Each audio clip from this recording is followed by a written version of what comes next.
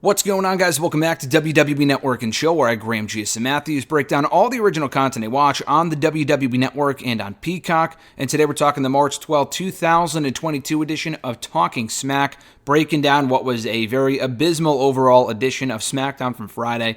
I did my overall review of the show yesterday here on the channel, so if you haven't already checked it out, please do so. The show, as always, was hosted by Matt Camp, Jackie Redmond, and their special guest for this week, JBL. So to start off the show here of Talking Smack, they run down the biggest headlines from SmackDown on Friday before getting into their first big recap from SmackDown, which was this huge moment when Rick Boogs beat Jey Uso. Of course, I kid, but I'm not really sure why they started off with that. Of all the things that happened on SmackDown, and there was some good stuff, Ricochet beating Sami Zayn to retain the Intercontinental Championship, which I'm not even sure they touched on once here on this episode. That was the fucking main event. I don't think they talked about that here once on this edition of Talking Smack. So, we don't start with that. They don't talk about Brock and Heyman first, or even the Ronda Charlotte stuff. They talk about Rick Boogs beating Jey Uso to earn himself and Nakamura a SmackDown Tag Team title match at WrestleMania. It's a fresh match. It's impossible to care. They have put so little effort into the SmackDown Tag Team division. I can't say I'm overly enthralled about that match. But we hear backstage from Rick Boogs and Shinsuke Nakamura being interviewed by Kayla Braxton. Boog says he's in pain coming off of that match, but he is happy he was victorious. They discussed their recent car commercials. I forgot the brand of the car, but who gives a shit? Because they've been stuck in... That's the thing. Like, Nakamura recently lost the Intercontinental Championship, and then they've been involved in car commercials ever since that they have been playing on SmackDown. So it's almost like it's canon in a way, where instead of focusing on getting the Intercontinental Championship back, Nakamura's been more concerned with riding this car and going on fishing trips and all this other weird shit. So... Anyway, Boog says they're coming to scrap come WrestleMania with the Usos, and Nakamura says they will be the new champions.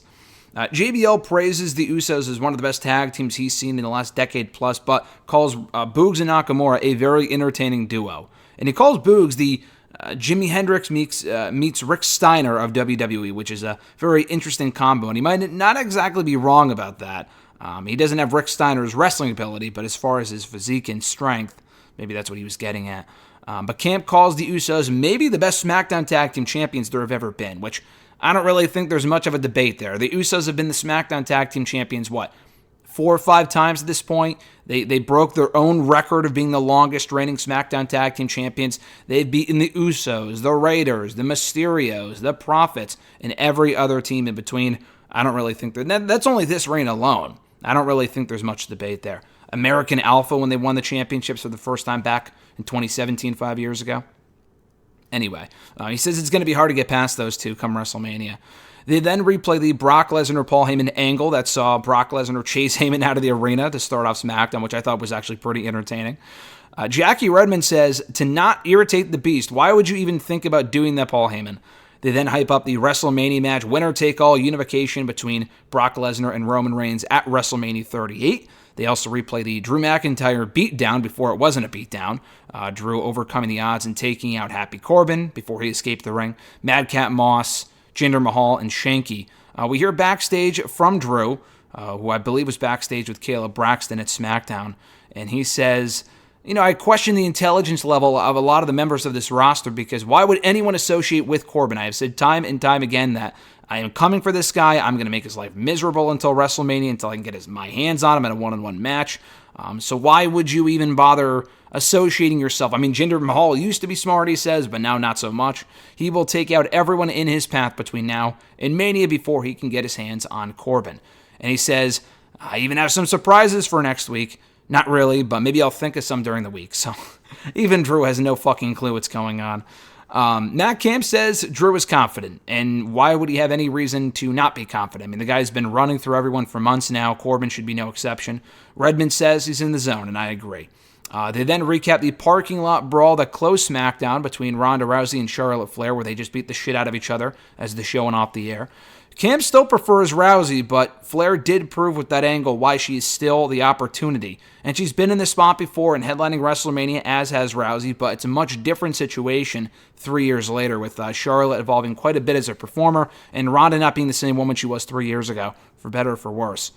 They then recap the Sasha Banks and Naomi versus Natalya and Shayna Baszler tag team match that was won by Banks and Naomi.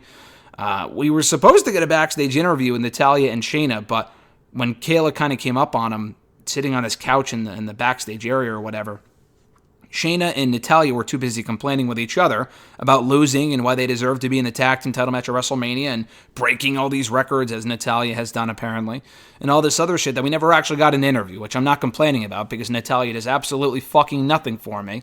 I like Shayna, but she is just in another dead-end tag team, and it sucks. JBL says that he actually wants them in the match, and at that point I almost turned off the show. But in all seriousness, he goes, oh yeah, I would love to see Shayna and Natalya in the match. It's not a WrestleMania without a heart, which just isn't true. If it's Natalya, then no thanks.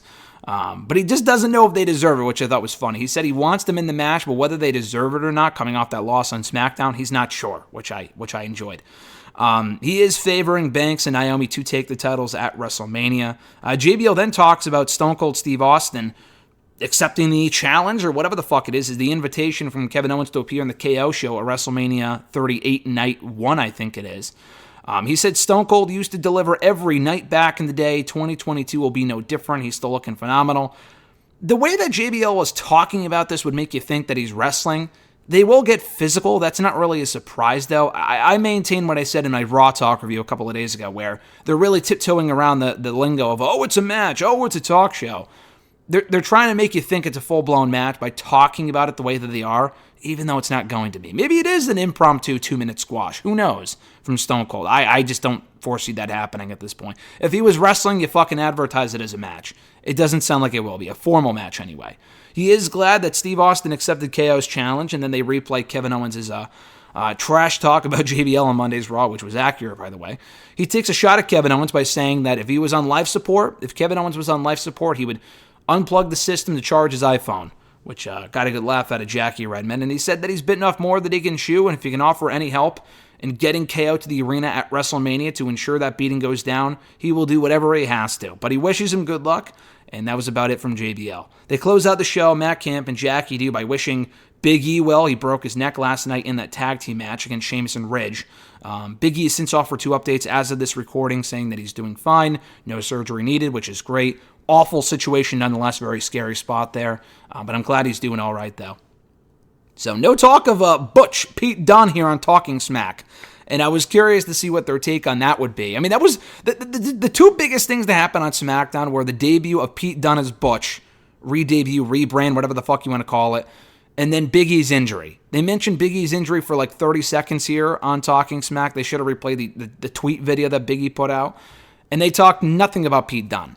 So, like, the biggest things, they didn't even talk about Ricochet and Sami Zayn, which was the fucking main event, which was one of the better parts of the show. So, very weak edition of Talking Smack this week. The Natalya Shayna interview fucking sucked because it was non-existent.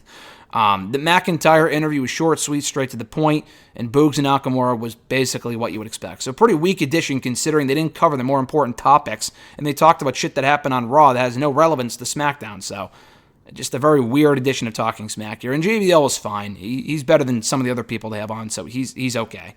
And those are my thoughts on the March 12, 2022 edition of Talking Smack. Thank you guys, as always, for checking out my reviews. I appreciate it. Be sure to like the video, drop a comment, share the video, and subscribe to the channel for more daily content. Might have some cool content coming up this week, including a new exclusive interview dropping at some point this week here on the channel with the SmackDown, speaking of Charlotte Flair, the SmackDown Women's Champion herself, Charlotte Flair, coming here to WrestleRant in the next couple of days. Also in article form on Bleacher Report, so keep an eye out for that.